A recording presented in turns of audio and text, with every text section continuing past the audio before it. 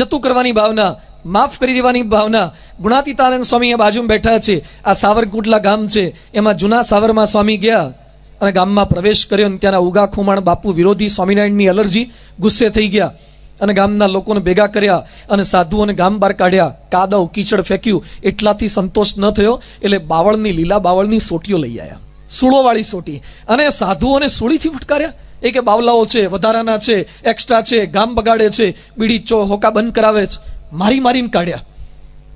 ગામને પાદર એક ઝાડ નીચે સાધુ બેઠા હતા, લોહી લુહાણ થઈ ગયા હતા, શરીર લૂછતા હતા. ત્યાં ગામને પાદર કેટલાક લોકો પસાર થતા તે જોઈ ગયા કે આવા સ્વામિનારાયણના સાધુ કીડી જેવા જીવને ના ડૂબવે, એને આપણા રાજાએ માર્યા. આવા સાધુને જે મારે એના ઘેર તે કઈ પારણા બંધાતા હશે, એને દીકરા ન થાય.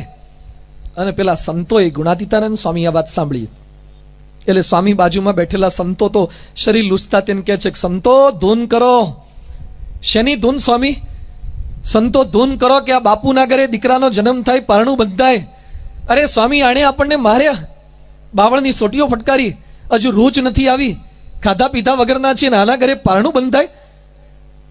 સ્વામી કે જે આપણને મારે એને પણ આપણે કઈ ફળ તો આપવું જોઈએ ને. આવો બદલો લેવાની ભાવના, એને દીકરો આપો. અને સ્વામીએ આશીર્વાદ આપ્યા કે એના ત્યાં દીકરો થશે અને એના ત્યાં સ્વામિનારાયણના સંતોની જોડીઓ ટીંગાય. અને વર્ષો જતા એના ત્યાં દીકરો થયો ને એ જ દીકરાએ ગામમાં સત્સંગ કરાયો. ભગવાન સ્વામિનારાયણ લખ્યું છે, ગાલી દાનમ તાડનમ ચ કૃતમ કુમતિ બીર્જનૈ ક્ષંતવ્યમેવ સર્વેશામ ચિંતનીયમ હિતમ ચ તૈહિ. કોઈ તમને ગાળ આપે, મારે કરે તો પણ એનું હિત થાય એવું ચિંતન કરવું. આ સ્વામીની જગ્યાએ આપણે હોઈએ તો હોય ને તો એ શું કહીએ, જેટલા છે ને એ ઉપડવા જોઈએ, અને ના હોય તો 7 જન્મમાં ન કરતા ને, એના માટે માળા ચાલુ કરીએ એક્સ્ટ્રા. પણ ના, બદલાની ભાવના આવી નહીં, કંઈક આપો, ફળ આપો.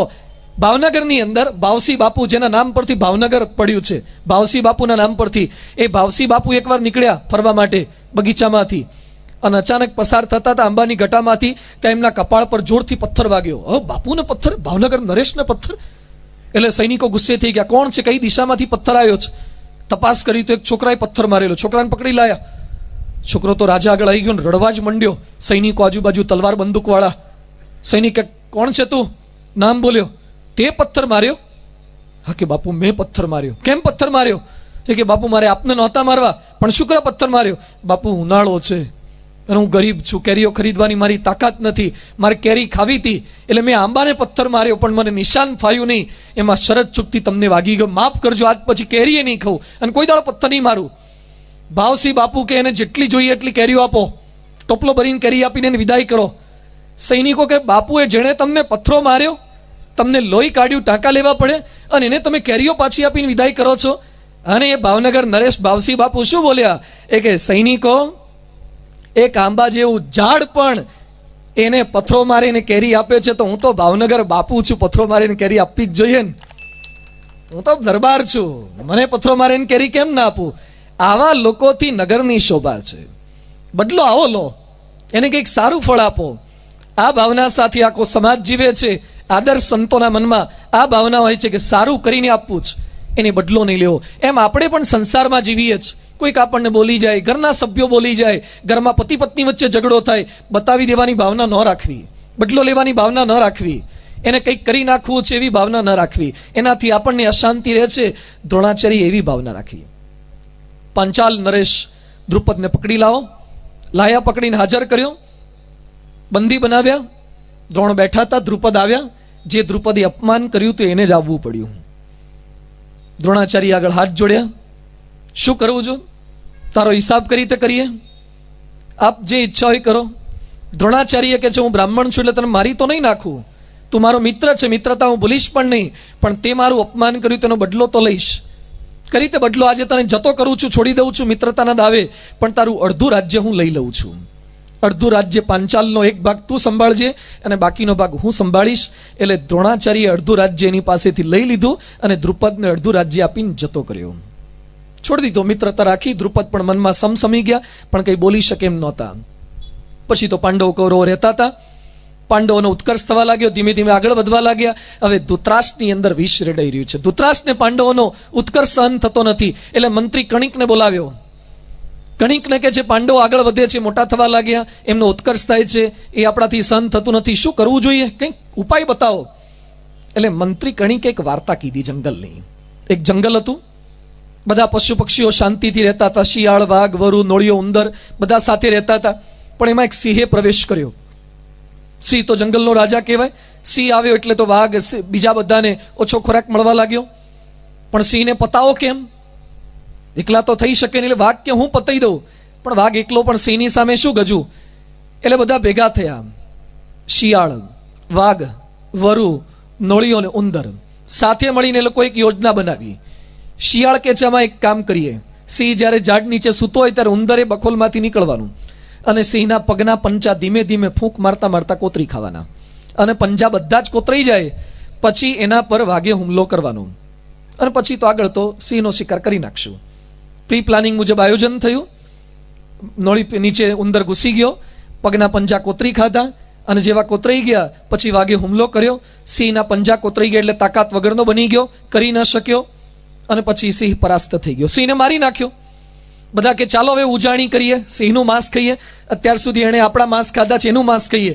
શિયાળ કે હવે આટલું સારું ફંક્શન છે તો નાહી ધોઈને ફ્રેશ થઈને પછી ખાઈએ, આપણે પેલા નદીમાં સ્નાન કરી આવીએ. તો બધા વાઘ ને વરુ કે આપણે નાહવા જઈએ અને પછી સિંહને કોક લઈ ખાઈ જાય તો શિયાળ કે બધું જ મેં પ્લાનિંગ કર્યું છે, તમે બધા નહીં નાહો ત્યાં સુધી હું બેઠો છું. એટલે શિયાળે બધાને મોકલે ને એ પોતે અહીંયા ગોઠવાઈ ગયો. વાઘ ગયો, વરુ ગયો, નોળિયો ગયો, ઉંદર ગયો, અને આ બધા ગયા. પછી સિંહ પહેલો આવ્યો. સિંહ આવીને કે છે કે ભાઈ આપણે શિકારા ખાવાનો છે. એટલે શિયાળ કે છે ભાઈ તમે ખોટું ન લગાડતા. શિયાળ પેલો સિંહ તો મરી ગયેલો, પણ પેલો વાઘ આવ્યો. એટલે વાઘ આવીને કે સિંહને ખાવાની વાત કરે છે. ત્યાં શિયાળ કે છે તમે આ ખાવાના કેમ? ભાઈ આપણે સાથે શિકાર કર્યો તો ખાવાનું જ હોય ને. એ કે પેલો ઉંદર એમ બોલતો હતો કે મેં પેલા માર્યો અને પછી મારો મારેલો વાઘ ખાય તો વાઘમાં શું માલ છે? વાઘ કે આપણે ઉંદરડાનું કાચું થોડું ખાઈએ કે એઠું, અને વાઘ તો ખાધા વગર નીકળી ગયો. પછી આવ્યો વરુ આવ્યો. વરુ ખાવાની વાત કરે, ચાલો ઉજાણી કરીએ. એ કે હમણાં વાઘ ગયો ને, વાઘ મને કહેતો ગયો છે કે હવે વરુનો વારો પાડવો છે. એટલે વરુ કે મારી સાથે ઝઘડો કરશે? આ કે વાઘ આવી વાત કરતો તો વરુ કહેતો તો રફુ ચક્કર. વરુ ખાધા વગર નીકળી ગયો. નોળિયો આવ્યો. નોળિયો કે ભાઈ આપણે ખોરાક. તો શિયાળે એને પણ ના પાડી દીધી. શિયાળ કે છે કે પેલું વરુ આ બધા વાત કરતા હતા અને તું આ ખાવાની વાત કરે છે, પણ તારો કોળિયો કરી નાખવાના છે આ બધા. નોળિયો ત્યાંથી નીકળી ગયો. ઉંદર આવ્યો. ઉંદરનું કશું ચાલતું નથી. એને કહે છે કે ભાઈ તું આ ખાવાની વાતો કરવા, નોળિયો તારી સાથે ઝઘડો કરીને તારો કચ્છરગાણ કાઢી નાખશે. આ રીતે બધાને પાછા મોકલી અને શિયાળ એકલો બેઠો બેઠો સિંહનું માંસ ખાઈ ગયો. આ વાર્તા કણિક મંત્રીએ ધૃતરાષ્ટ્રને કીધી.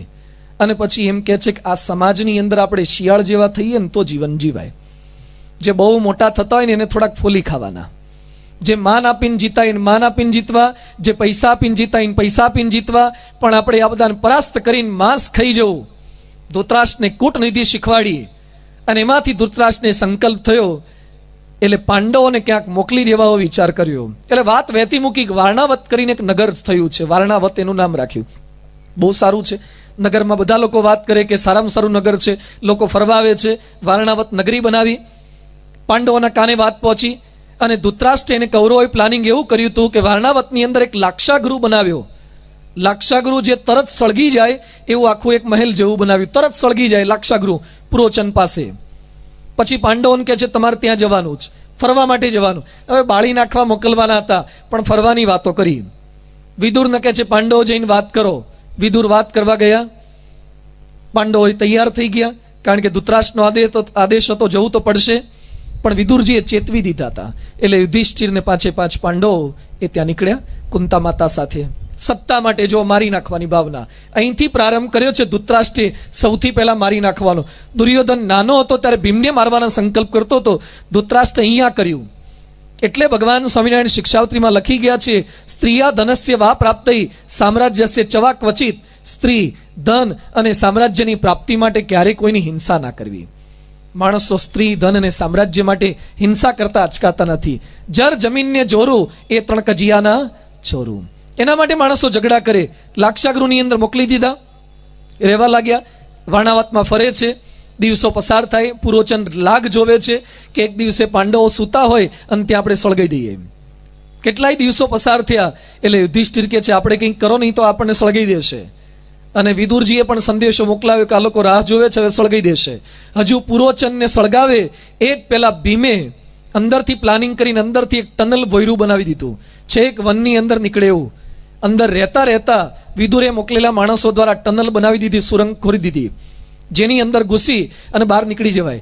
જાતે ને જાતે આગ લગાડી અને ભોયરા દ્વારા બહાર નીકળી ગયા. 5 પાંડવો કુંતી સાથે નીકળી ગયા. આ બાજુ એક ભીલડી પોતાના 5 દીકરાઓ સાથે આવી હતી, એ લાક્ષાગૃહમાં રોકાયેલી હતી અને એ બધા સળગી મર્યા. અને પુરોચન પણ સળગી ગયો. પુરોચન પાંડવોને સળગાવાયો તો એ જ ઉપડી ગયો. જે સૂરજ સામી રજ નાખે તે ઉલટી આવી પડે આંખે. તમને એમ થાય કે સૂરજ મને બહુ હેરાન કરે છે તો ધૂળનો ખોબો લઈને નાખો ઉપર, ક્યાં આવશે? પાછી તમારા પર આવશે. સૂરજને કઈ રજ પહોંચવાની છે, જે ખાડો ખોદે તે પડે, એને કાંઈ થવાનું નથી. એ માણે મારી નાખવાની ભાવના રાખી. પાંડવોનું કશું જ હિત ન થયું. પેલા બધા બળી મર્યા. લોકો ત્યાં પહોંચ્યા અને 5 પાંડવો જેવા જ લાગ્યા હતા. 5 ભીલ, એક બિલડી એટલે કુંતી લાગી અને સમાચાર પહોંચી ગયા. લોકો કૌરવોની ટીકા કરવા લાગ્યા. ધૃતરાષ્ટ્રને ખબર પડી. ધૃતરાષ્ટ્ર રડવા લાગ્યો. અલા હળગાવનારો તું રડે છે? એ રડવા લાગ્યો. પાંડવો મરી ગયા, દુઃખી થઈ ગયા, એમના વગર નહીં ફાવે, એમના વગર રાજ કોણ ચલાવશે? દુર્યોધન ખોટા ખોટા આંસુ સારવા લાગ્યો. ખોટી જ વાતો. હા, કેટલાક લોકો આ સમાજ જ આવો થઈ ગયો છે, આર્ટિફિશિયલ, પ્લાસ્ટિકનું જ બધું. ને અમુક ગાડીમાં દ્રાક્ષ લટકતી હોય, આપણને ખાવાનું મન થાય પ્લાસ્ટિકનું. અમુકના ઘરમાં સફરજન મૂક્યા હોય છે પ્લાસ્ટિકના. બધું જ પ્લાસ્ટિક યુ થઈ ગયું છે હવે. આમ ફૂલ ને ડેકોરેશન ને પ્લાસ્ટિક, એમ માણસોની સ્માઇલ પણ પ્લાસ્ટિકની અને રડવાનું પણ પ્લાસ્ટિકનું. નહીં, ઘણા લોકો કોકના આમ પેલા બેસણા ઉઠમણામાં જાય ને ખોટે ખોટું અમુક તો રડતા હોય. અને પેલા હવે તો રિવાજ ઓછા થઈ ગયા છે, હવે તો બાઇક પર જ જાય છે. પેલી એમ્બ્યુલન્સ જતી હોય ને, રામ બોલો ભાઈ રામ, તે બાઇક પર જતા હોય ને ભેગા ભેગા માવા ચાવતા જતા હોય છે. પેલા ગામડામાં તમે જોયું ને જૂના જમાનામાં, આમ માથે રૂમાલ ઓઢીને જવાનું અને ગામના પાદરથી ચાલુ કરે છેક સુધી રોવાનું અને અંદર પાછા મોઢું એકબીજાને અમે જોઈને આનંદ કિલ્લોલ કરતા હોય. આ પ્રકારની ભાવના, ખોટે ખોટું લોકોને બતાવવા માટે રડવું અને લોકોને બતાવવા માટે હસવું, આ ભાવના થતી જાય છે. એ બધાની વચ્ચે અહીંયા ધૃતરાષ્ટ્ર પણ આવો ખોટો ખેલ કરે છે. પાંડવો નીકળી ગયા. ભીમ બધાને ઉંચકીને જંગલની અંદર પહોંચ્યા. ઘણું બધું ચાલ્યા હતા અને રાત્રિના સમયે સૂતા હતા. 5 પાંડવો સુઈ, 4 જણા સૂતા છે. કુંતાજી સૂતા છે અને ભીમ રક્ષા માટે જાગે છે. ભીમ સેવક હતો, આદર્શ શક્તિશાળી બાહોશ, એટલે રક્ષા કરતો હતો. અને અચાનક ત્યાં એક સ્વરૂપવાન કન્યા આવી અને ભીમની નજીક આવી. ભીમ સમક્ષ પ્રસ્તાવ મૂક્યો. ભીમ કે તું કોણ છે? હિડિંબા છું. કેમ અહીંયા આવી છે? એ કે તું મને ખૂબ ગમે છે. ગમે છે એટલે શું કરવાનું? એ કે તું મને ગમે છે, હું મારી જાત તને સમર્પિત કરવા તૈયાર છું, મારી તારી સાથે લગ્ન કરવા છે. આ મારા ભાઈનું વન છે, હિડિંબનું વન છે, અને મારા ભાઈએ તને ખાવા માટે મોકલી દીધી છે. તમને હું ખાઈ જઈશ. મારો ભાઈ શાકાહારી છે, આ માણસોને ખાયો માનવાહારી છે, એટલે અહીંયા મારવા માટે મોકલી છે મને. ભીમ કે મારી નાખ તાકાત હોય તો. એ કે ના, મારે તારી સાથે લગ્ન કરવા છે. એ કે તું જલ્દી લગ્ન કર, નહીં તો મારો ભાઈ આવશે ને તમને બધાને જમી જશે. ભીમ કે કોઈ વાંધો નહીં, તારો ભાઈ કશું નહીં કરી શકે. આટલો બધો વાર્તાલાપ થતો તો સમજાવવાનો પ્રયત્ન કરે છે. ભીમ કે તારા ભાઈને પણ ગમે કરે નહીં. અને એ સમય પેલી હિડિંબા શું બોલે છે કે સ્ત્રીઓનો પક્ષપાત પોતાના ભાઈ તરફ નહીં પણ પોતાના પતિ તરફ હોય છે, પુરુષ તરફ હોય છે, પ્રિયતમ તરફ પક્ષપાત. પ્રેમાંધ થઈ ગયેલી પેલી બાઈ, પોતાના ભાઈનો કશો જ વિચાર નહીં, પરિવારનો વિચાર નહીં. અને એ જ ભાવના અત્યારે આપણને જોવા મળે છે ને. માણસો પ્રેમાંધ થઈ જાય, મોહાન થઈ જાય, પછી મા બાપનો વિચાર નહીં, કોઈનો જ વિચાર નહીં. અહીંયા ભીમને લગ્ન કરવાની વાત કરે. ભીમ કેવો જવાબ આપે છે કે મારા માતુશ્રી અહીંયા છે, મારા પરિવારજનો અહીંયા છે, એને પૂછ્યા વગર હું લગ્ન ના કરી શકું. અત્યારે કેવી પરિસ્થિતિ છે, મિયા બીબી રાજી ક્યાં કરે કાકાજી. તો એ 2 જણાને ગમી જાય ને પછી કોણ પૂછે છે? અમુક તો પૂછતા જ નથી. કોર્ટ મેરેજ કરી દે અને 1.5 મહિના પછી ઘરમાં જણાવે કે મને પ્રેમ છે અને ભાગી જાય. એટલા લોકો તપાસ કરે તો સિવિલ મેરેજ તો કરી જ દીધા હોય. 1.5-2 મહિના પછી તમારી કોઈ તાકાત નથી કે પરણેલાને પાછા છૂટા પાડી શકો. જે મા બાપે 18-20 વર્ષ સુધી મોઢામાં કોળિયા મૂકી મૂકીને તમને મોટા કર્યા, જેણે અરમાનો સેવ્યા હોય, એને તમે એક ક્ષણની અંદર લાત મારી અને જતા રહો છો. સેજ મા બાપનો વિચાર નહીં, પ્રેમાન થઈ ગયા, મોહન થઈ ગયા. અમે બોમ્બે પારાયણ કરવા ગયા હતા મલાડ વિસ્તારમાં. એક ભાઈના ઘરે મેં પધરામણી કરી, ઠાકોરજીનું પૂજન કર્યું, સંતોનું પૂજન કર્યું, ભગવાનની આરતી ઉતારી. પેલા ભાઈ થોડા રડવા જેવા થઈ ગયા, રડતા હતા. મેં પૂછ્યું શું તકલીફ છે? તો કાર્યકરે મને વાત કરી કે સ્વામીજી 7 દિવસ પછી એમની દીકરીના લગ્ન છે. મેં કહ્યું લગ્ન છે તો રાજી થવું જોઈએ ને. મને કે લગ્ન છે પણ દીકરી ક્યાં છે? મને કે દીકરી નથી. મેં કહ્યું દીકરી ના હોય તો લગ્ન કેમ ના ગોઠવ્યા? મને કે ગોઠવ્યા તારે હતી, હવે નથી. ગોઠવ્યા તારે હતી ને હવે નથી, આ ધામમાં જતી રહી, મૃત્યુ પામી ગઈ? ના કે સ્વામી ઘાટીને લઈને ભાગી ગઈ. હા, મેં એક છોકરો રહેતો તો એને લઈને ભાગી ગઈ. એ કે બધી જ ખરીદી કરાવી, આસોપાલવની હાડીઓ લઈ આવી, મોગા ભાવનું સોનું લઈ આવી, બધા દાગીના લેવડાયા અને 7 દિવસ પહેલા બધું જ હેમટું કરી અને ભાગીને જતી રહી. હવે જે મા બાપે આપણને મોટા કર્યા હોય એના પેટ પર પાટું મૂકીને ભાગી જવાય છે. આ આપણી હિન્દુ સંસ્કૃતિ ન હોય. જે પરિવારમાં ઉછેર પામ્યા છીએ એ પરિવારને પૂછવું તો ખરું. એ માતા પિતાની લાગણીઓ સામે જોવાનું નહીં. કદાચ તમને ગમે છે, કોઈક અન્ય વ્યક્તિ ગમે છે તો માતા પિતાને વાત કરો, ઘરની અંદર પ્રસ્તાવ તો મૂકો, સમજાવવાનો થોડો પ્રયત્ન તો કરો. જ્યાં ફાવે ત્યાં પરણી જવું, પોતાની ઈચ્છા ફાવે ત્યાં લગ્ન કરી લેવા, ઘરમાં ન તો માતાને જણાવવું ન તો પિતાને જણાવવું. એ કોના જેવા લગ્ન છે? કૂતરા કૂતરી જેવા લગ્ન છે, પશુ જેવા લગ્ન છે. જેમ કોઈ કૂતરાને ક્યાંક લગ્ન કરવા હોય ને તો કૂતરો પોતાની મમ્મીને કહેવા ન જોતો કે મમ્મી આ કૂતરી મને ગમે છે. આ ક્યાંય કે તમને થોડીક વાતો મારી આકરી લાગશે, આ પણ આ પશુ જેવા લગ્ન છે કે જે કોઈને જણાવે નહીં અને પોતાની જાતે લગ્ન કરી દે, એ પશુ લગ્ન છે. ઘરમાં તમામની મરજી સાચવીને લગ્ન કરે એ માનવના લગ્ન છે. માનવ પરિવાર એને કહેવાય. જેણે આપણને મોટા કર્યા છે, જેણે આપણને સાચવ્યા છે, એ બધાની મરજી સાચવી અને આદર્શ પરિવાર કુટુંબ એને કહીએ. આત્મીયતા રાખીએ. જ્યારે એ વાતો કરું ત્યારે ઘણા વડીલો રાજી થાય. નાના કે બાપજી અહીં થોડી વાતો કરો, અમને પૂછતા જ નથી. કે આજકાલના નવા જુવાનિયા પૂછ્યા વગર બધું કરી લે છે. પણ મા બાપે થોડાક એવા સ્વભાવ રાખવા કે તમને પૂછવાનું મન થાય. અમુકના સ્વભાવ એવા વિચિત્ર હોય છે ને પૂછતા જ નથી. કારણ કે એને ખબર હોય છે કે પહેલેથી રિબાઉન્સ જ થવાનું છે, આપણું સાંભળશે જ નહીં. તો થોડુંક સાંભળવું જ ખરું પ્રેમથી. નવયુવાનની વાતો પણ સાંભળવી, દીકરીની વાત સાંભળવી, દીકરાની વાત સાંભળવી. અમુક તો વડીલો વાત સાંભળતા જ નથી. એને એન્જિનિયરિંગમાં ના જવું હોય ને તો પરાણે મોકલે જ. આ વડીલોની મોટી તકલીફ આ છે. પોતે જે ફ્રેમમાં ફિટ થયો હોય ને એ જ ફ્રેમમાં ફિટ કરવાના. એક છોકરો મને મળ્યો, ચશ્માના 9 નંબર હતા. 9 નંબર, બોલો. 7મા ધોરણમાં ભણે, 9 નંબર. ધોરણ કરતા નંબર વધારે હતા. 7માં 7 નંબર હોય ઠીક છે, દ્વારા 9 નંબર, આટલા બધા થમ્સઅપની બાટલી જેવા કાચ બધા. આટલા બધા નંબર તાર કેમ ના થઈ ગયા? પહેલેથી ચેક નહોતું કરાયું? મને કે ચેક કરાવવા દે તો ને. તું કેમ ચેક ન કરાવ દે? એ કે સ્વામી મને 3જા ધોરણથી તકલીફ હતી. ક્લાસમાં બેઠો હો ને તો મને બ્લેકબોર્ડ પર વંચાતું નહોતું. એટલે મેં ઘરે જઈને વાત કરી, પપ્પા મને દેખાતું નથી. એ કે જા આવે, શું દેખાય નહીં? અમને અત્યારે 40 વર્ષે દેખાય, તને કેમ ન દેખાય? મારી વાત જ ન સાંભળી. કે પછી થોડાક વર્ષ પછી પાછી મને તકલીફ વધી. મેં કીધું કે ક્લાસમાં બધા જવાબ આપે છે, મને સરખું વંચાતું નથી, તકલીફ પડે છે. બોર્ડ પર નથી વંચાતું, હોર્ડિંગ્સ ના વંચાય, તકલીફ પડે છે, મને ચશ્મા આયા લાગે છે. તો મારા પપ્પા શું બોલ્યા, આપણે 7 પેઢીમાં કોઈ ચશ્મા નથી આવ્યા, તને કેમ ના આવે? એટલે હાથમાં ન હોય એટલે 8મી ન આવે. પણ અમુક લોકો ફ્રેમમાંથી બહાર નીકળતા જ નથી. એ કે તને ચશ્માનો શોખ છે ને એટલે ચશ્મા લેવા, તાર નંબર હોય જ નહીં. તો ચેક કરાવો ભાઈ, તમે જાતે જાઓ. પણ વડીલો પોતાની ફ્રેમમાંથી બહાર નથી નીકળતા, એની કેટલીક તકલીફ થાય છે. નવયુવાનો છે, થોડા ભણેલા છે, આજની કોલેજ કરેલા છે, તો એની પણ કંઈક રસ રુચિ હોય, એને થોડોક સમજવાનો પ્રયત્ન કરો. અને તમારી જ્ઞાતિમાં કે સમાજમાં કંઈ બાદ એવું ના હોય તો પછી એ રીતે તમે થોડાક અનુકૂળ થાઓ, એ લોકો થોડાક અનુકૂળ થાય, તો આદર્શ પરિવારે બની શકે છે. ભીમ એ પોતાના માતા અને પોતાના ભાઈઓ સૂતા છે એને પૂછ્યા વગર કશું જ કરવા રાજી નથી.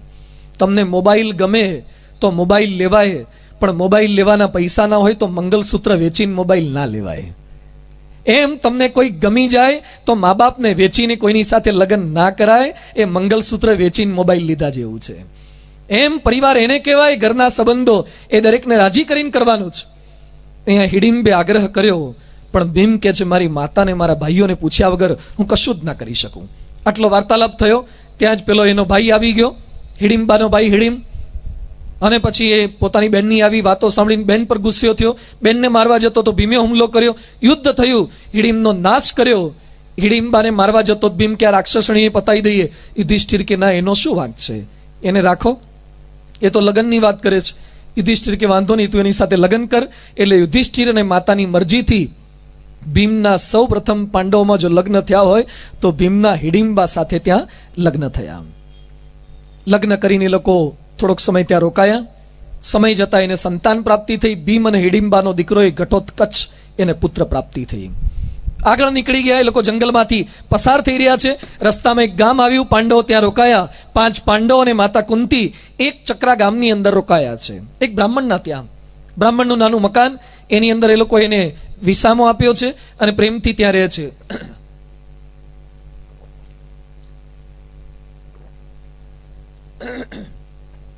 ભિક્ષા માગીને લાવે, ગુજરાન ચલાવે, સારી રીતે એમને પ્રેમથી રાખે છે. એવામાં એકવાર આ બ્રાહ્મણના ઘરની અંદર એક અજીબસી ઘટના બની. બ્રાહ્મણ, એની પત્ની, એનો દીકરો, એની દીકરી બધા રડતા હતા. એટલે બાજુની રૂમની અંદર કુંતી અને ભીમને બધા બેઠા હતા. કેમ રડે છે તો કાન સરવા કરીને નજીક ગયા તો પતિ પોતાની પત્નીને કહેતો હતો કે હું તને કેટલી વાર કહેતો હતો કે આ ગામમાં નથી રહેવું, છતાં તું હઠે ચડી હતી કે આ જ ગામમાં રહેવું જ. લે હવે જા પેલા રાક્ષસ પાસે. કોણ જશે રાક્ષસ પાસે?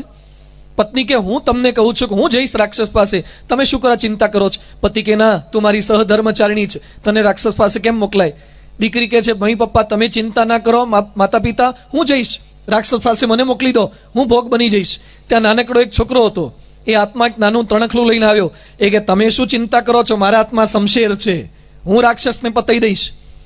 આ વાર્તાલાપ કુંતીએ સાંભળ્યું એટલે નજીક ગયા ભીમ સાથે. કુંતી કે શું આ વાર્તાલાપ છે, શેની તકલીફ છે? એ કે તમે ન જાણો જ સારું. શું તકલીફ છે? એ કે મારા ગામની બહાર જંગલની અંદર એક રાક્ષસ છે બકાસુર. પેલા ગામના બધા લોકોને મારી નાખતો હતો. છેવટે બધા એક નિર્ણય કર્યો રાક્ષસ સાથે મળીને કે બધા નહીં મારવાના, જે ઈચ્છા થાય તાર નહીં મારવાના. રોજ એક માણસ અમે મોકલીશું, એક ગાડું ભરીને ચોખા અને બેરેલ ભરીને શરબત કે કંઈક મોકલીશું અને એક માણસ આવશે, એ માણસને ખાવાનો. એટલે રોજ રોજ 1000 માણસ ના મરે પણ એક જ માણસ મરે. આજે અમારા ઘરનો વારો છે, અમારા ઘરમાંથી એક વ્યક્તિ મોકલવાની છે. એટલે અમારા ઘરમાં મીઠો ઝઘડો થાય છે કે કોને મોકલીએ. પતિ કહે છે હું જઉં, પત્ની કહે છે હું જઉં, દીકરો કહે છે હું જઉં, દીકરી કહે છે હું જઉં. મરવાની ભાવના, ખાવાની ભાવના નહીં, મરી જવાની ભાવના.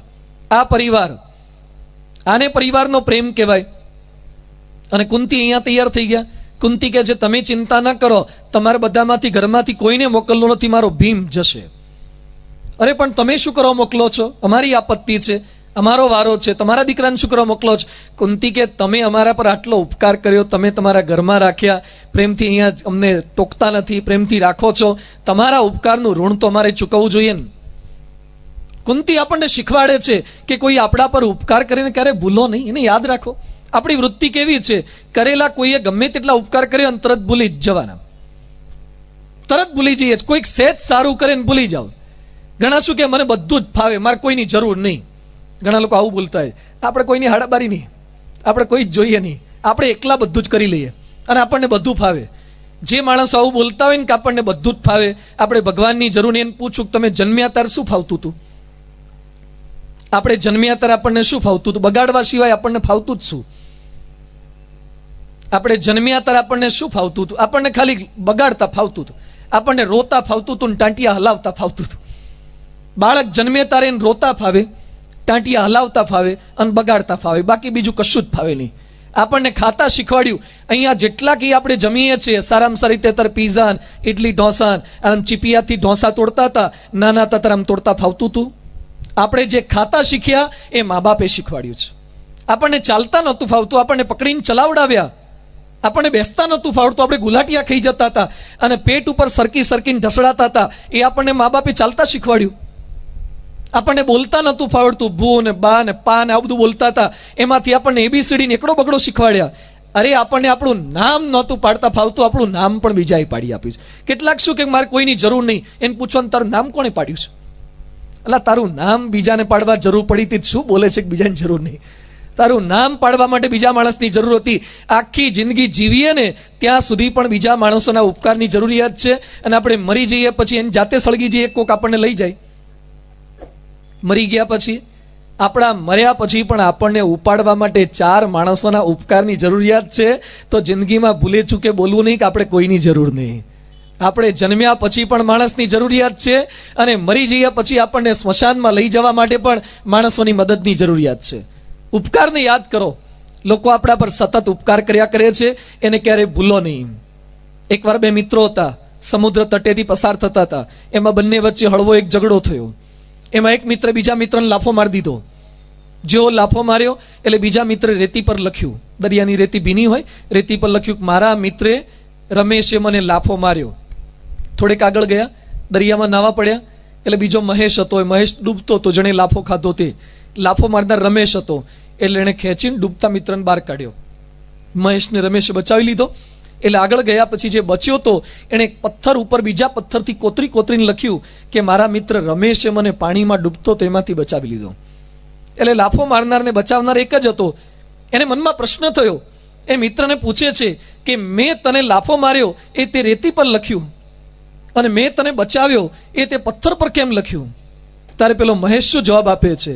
એ કે તે મને લાફો માર્યો એ બે રેતી પર એટલે લખ્યું કે લાફો મારવાની વેદના તો થોડીક વારમાં ભૂલાઈ જશે, એટલે રેતી પર તો પાછું મોજું આવશે તો લખેલું નામ ને આ વાક્ય બધું ભૂસાઈ જશે, ભૂસી નાખવાનું. કોઈક આપણને કંઈક ઈજા પહોંચાડે, દુઃખ આપે, એ રેતી પર લખવું એટલે થોડીક વારમાં જતું રહે, પણ જેણે આપણને મદદ કરી હોય એને શિલાલેખ બનાવીને મૂકી દેવો એટલે ક્યારેય ભૂલાય નહીં.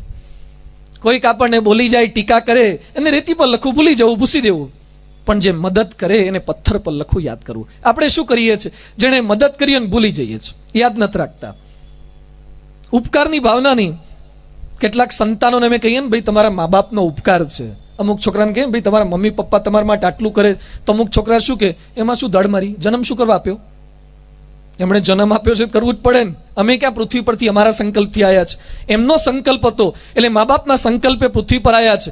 જન્મ આપ્યો છે મોટા કરે ખરા. ઘણા મા બાપ શું કે તારા માટે અમે આટલો ભણાવવાનો ખર્ચો કરીએ છીએ, તો અમુક છોકરા શું કે તમે એકલા કરો છો, બીજાના મા બાપ નથી કરતા? બધાના મા બાપ આ જ કરે, તમે કઈ દાડ નથી મારતા. એટલે સંતાનો મા બાપનો ઉપકાર નથી સમજી શકતા, પતિ પત્નીનો ઉપકાર નથી સમજી શકતા. એમ કે ભાઈ તમારા દીકરા સાચવે છે તો પતિદેવો શું બોલે, એમાં શું કરે છે? પત્ની થઈ છે, ઘરકામે કરવું પડે અને છોકરાએ સાચવવા પડે. અરે પણ આટલું ભેગું કરે છે, પેરેલલ કરે છે. એકવાર બહારગામ જાય તાર જાતે કરી જોજો, ખબર પડે કેમનું થાય છે. ઘણા ઘરમાં અનુભવ થયા. એકવાર ઘરવાળા રિસાઈન જાય, રિસાઈન તો ન જવા દેતા, પણ પિયરમાં જાય ત્યારે ખબર પડે કે જાતે કચરા પોતા કરવાના થાય, બાળકોને સાચવવાના થાય, ભારે તકલીફ વાળું કામ છે. અને ઘરની એક સ્ત્રી કરે છે બોલા ચાલ્યા વગર, વર્ષોથી સહન કરે, ઘરમાં કચરા પોતા કરે, વાસણ કરે, રસોઈ કરે, છોકરા સાચવે, બધું જ કરે, અને એક પતિ તરીકે એનો ઉપકાર ના માની શકે? તો એ ઉપકાર સમજવો. એકવાર એક ગામડાની અંદર એક પતિ જમવા બેઠા, એટલે પત્નીએ છે ને ઘાસનો ભારો થાળીમાં મૂક્યો. જમતી વખતે ઘાસ નાખ્યું, ઘાસ નીર્યું. તો ઘાસ આપવાનું હોય તો બળદને ભેંસને ન ખાય. એટલે પતિ એકદમ ગુસ્સે થઈ ગયો. એ કે ઘાસ નાખે જ ખબર પડે છે, મારે જમવામાં રોટલી મૂક.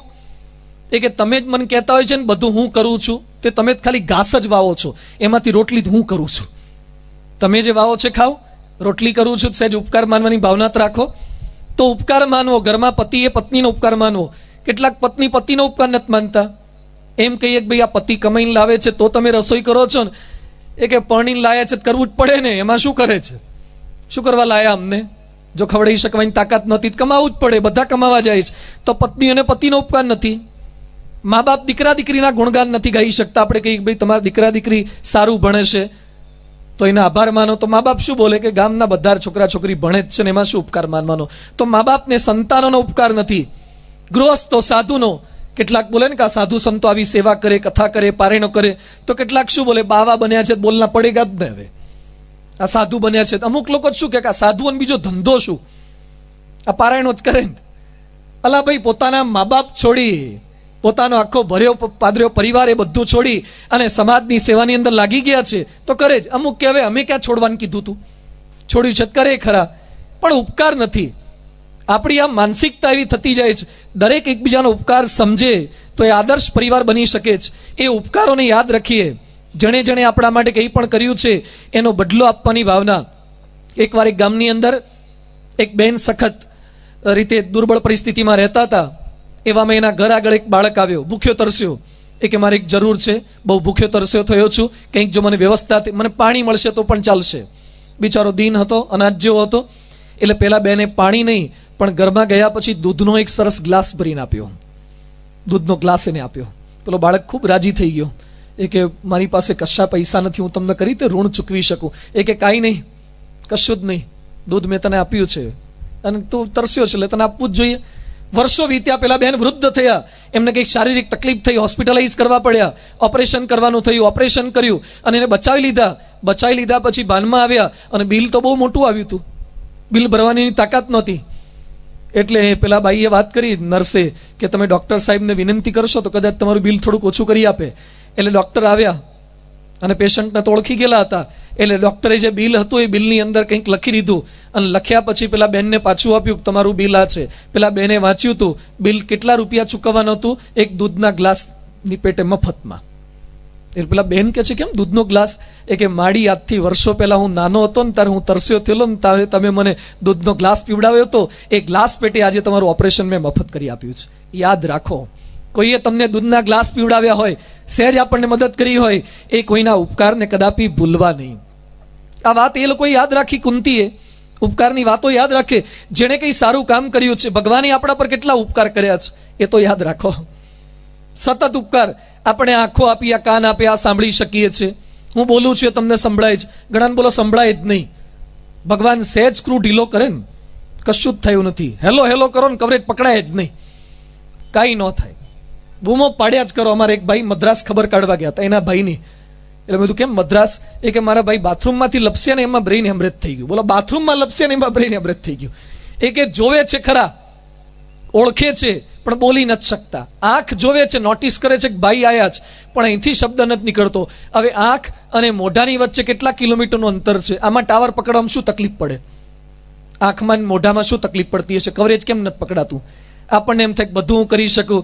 ભગવાન સહેજ આગુ પાછું કરે ને કશું જ ચાલે નહીં. આપણે જમી જઈએ, પચાવે છે કોણ?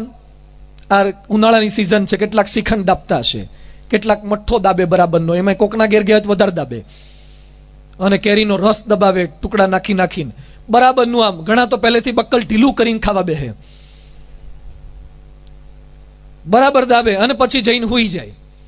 તો આ ખાધા પછી આપણને લેશ માત્ર ક્યારેય વિચાર એમ થાય છે કે આટલું બધું ખાધું છે, પચાવશે કોણ? કોણ પચાવે છે? અંદર કેટલું બધું ભારે ખાઈ જાય, ચાયા વગેરે ઉતારી જઈએ, કોણ પચાવે છે? અંદર ક્રશ કોણ કરે છે?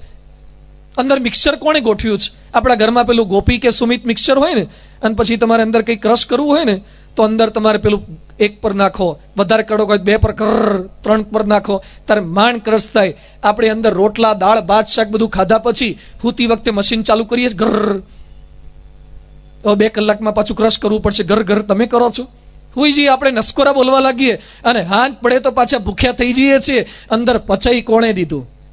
કોણ પચાવે છે? આ બધા અલગ અલગ ખાઈએ છીએ. આ સાઉથ ઇન્ડિયા વાળા ભાત ખાય છે, આ રાજસ્થાન વાળા બાટીઓ ખાય છે, અમુક લોકો રોટલીઓ ખાય છે, આ ચાઇના વાળા બધા જાત જાતના બતકાન કુકડા મરઘા ખાય છે. આ જાત જાતનું ખાય છે, છતાં બધાનું બને છે શું? બ્લડ. અને બ્લડ બધાનું કયા કલરનું બને છે? રેડ કલરનું.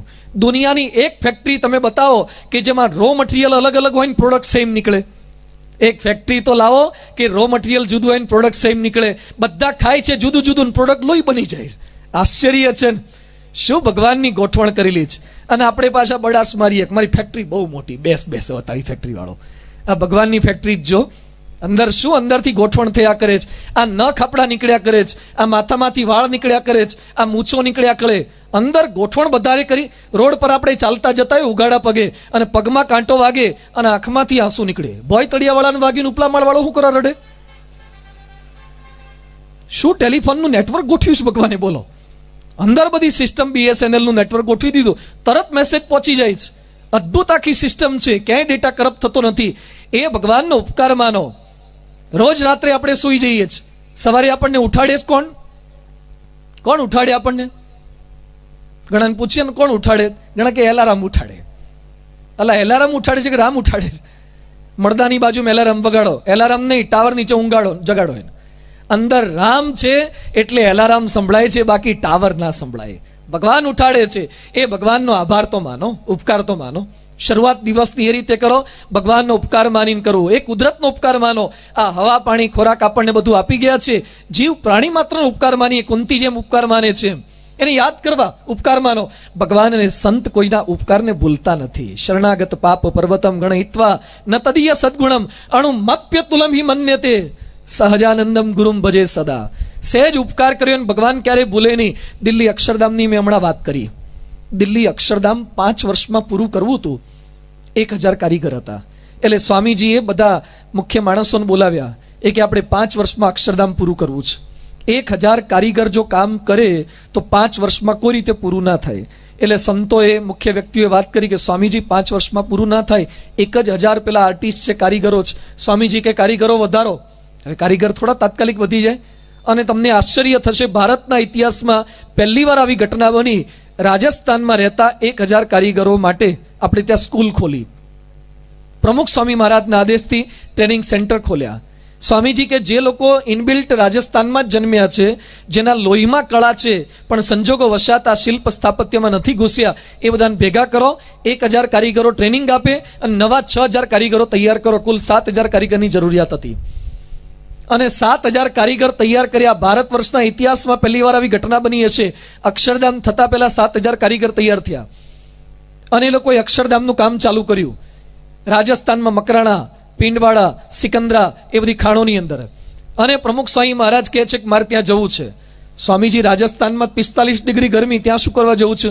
સ્વામી કે કારીગરો મંદિરનું કામ કરે છે, ત્યાં આપણે એમને મળવા જવું છે. અરે એમ તો આપણે પૈસા આપીએ છીએ, થોડો ઉપકાર કરે છે. સ્વામીજી કે ના, આપણે બધાને મળવું છે.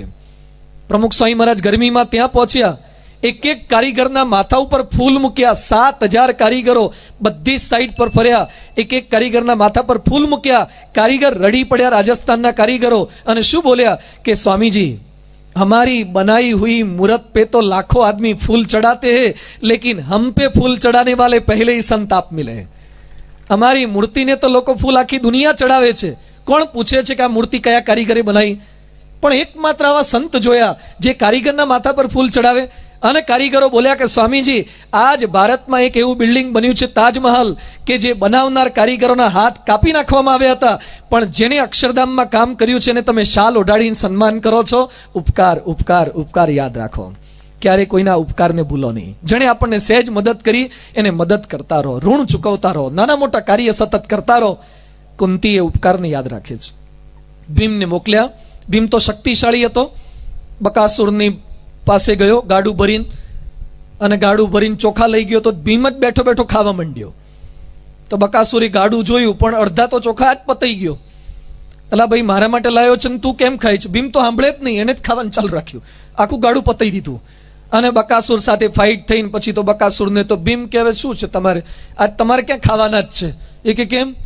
જીવવાનું હોય તો ખાવાનું હોય ને, કે જીવવાનું જ નથી કે કોને? એ કે તારે અત્યાર સુધી બહુ ખાધું. અને ભીમે બકાસુરને ત્યાં નવરો કરી દીધો, મારીને પાછો આવી ગયો, ઉપકારને ચૂકવી દીધો.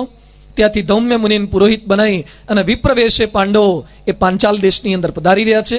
બ્રાહ્મણોનો વેશ ધારણ કર્યો છે, કોઈ ઓળખી ના જાય એના માટે, કારણ કે લાક્ષાગૃહમાં બળી ગયા છે એવું બધાને ખબર પડી છે. પાંડવ મરી જ ગયા છે, કોઈને ખબર પડવા દેવાની નથી. પાંચાલ દેશમાં પધાર્યા અને એની અંદર કુંભારની કોડમાં ઉતારો કર્યો છે. કુંભારની કોડની અંદર રોક્યા છે પાંડવો, યુધિષ્ઠિર અને અર્જુન ને ભીમ ને નકુલ ને સહદેવ ને કુંતી. આટલા બુદ્ધિશાળી, શક્તિશાળી, રાજ્યપદને લાયક, છતાં પણ એ લોકો અહીંયા રોકાયા છે. શા માટે દુઃખ સહન કરવાના? કોડમાં કેમ ઉતારો? બધા જ સતત પ્રશ્ન એમ પૂછે છે ને કે આપણે ભગવાનનું ભજન કરીએ, સન્માર્ગે ચાલીએ, છતાં આપણને દુઃખ કેમ પડે છે? ઘણા લોકો ભજન ભક્તિ કરે ને તોય મનમાં આવું થયા જ કરે કે આપણે હારું માળા કરીએ, પૂજા કરીએ, સારા કામ કરીએ, કોઈને દુઃખી ન કરીએ, તોય ભગવાન આપણને દુઃખ કેમ આપે છે? હમણાં એક ભાઈ રાજકોટ મંદિરે મને મળવા આવ્યા. મને કે સ્વામી, ભગવાન બહુ નિષ્ઠુર છે. કીધું કેમ ભગવાન નિષ્ઠુર છે? મને કે ભગવાનમાં દયાનો છાંટો જ નથી. કીધું કેમ આવું બોલો છો? મને કે ભગવાનમાં દયા હોય તો મારા બાપુજીને બીમાર શું કરવા કર્યા? મારા બાપુજીને એક્સિડન્ટ શું કરવા થયો? એટલે મેં ભગવાનમાં દયા છે. મને કે મારા બાપુજીએ કશું જ ખોટું નથી કર્યું, છતાં મારા બાપુજીને આવી તકલીફ ભગવાને આપી, એ પરથી હું સાબિત કરું છું કે ભગવાનમાં દયા નથી. પ્રોફેસર હતો એટલે સાબિત કરવાની જ વાત આવે. એ હું સાબિત કરું છું કે ભગવાનમાં દયા નથી. એટલે મેં એને પ્રશ્ન કર્યો કે સાહેબ તમે પ્રોફેસર છો? હા કે પ્રોફેસર. મેં કીધું તમારા ક્લાસમાં કેટલા વિદ્યાર્થી? મને કે 60 વિદ્યાર્થી. મેં કીધું બધાને એક સરખા માર્ક્સ આવે? મને કે ના ના, એક સરખા ના આવે. બધું પેપર તમે ચેક કરો. હા કે હું ચેક કરું. બધું કેટલા આપો? એ કે કોઈકને 60 આવે, કોઈકને 70 આવે, કોઈકને 80% આવે. બધું કોઈને 35 આવે. હા કે 35 વાળા હોય. બધું કોઈ નપાસ કરો. હા કે અમારા ક્લાસમાં 60 માંથી તો 25-30 જણા તો 80-80 વાળા હોય, દાંડિયા ડૂલ થાય. મેં નપાસ થાય તો એ લોકો આમ નપાસ થવાના સમાચાર સાંભળે દુઃખી થાય. હા કે સ્વામી, નપાસનું રિઝલ્ટ વાંચે ને તો છોકરાને મોતિયા મરી જાય, દુઃખી થઈ જાય, મેકઅપ બેકઅપ બધો જતો રહે, ઓગળી જાય, 6 પેક બોડી ઢીલી થઈ જાય રિઝલ્ટ જોવે ને ત્યાં. મેં કીધું નપાસ થવાના સમાચાર વાંચે, રિઝલ્ટ જોઈએ, છોકરો એટલો દુઃખી થાય કે મમ્મી પપ્પા દુઃખી થાય.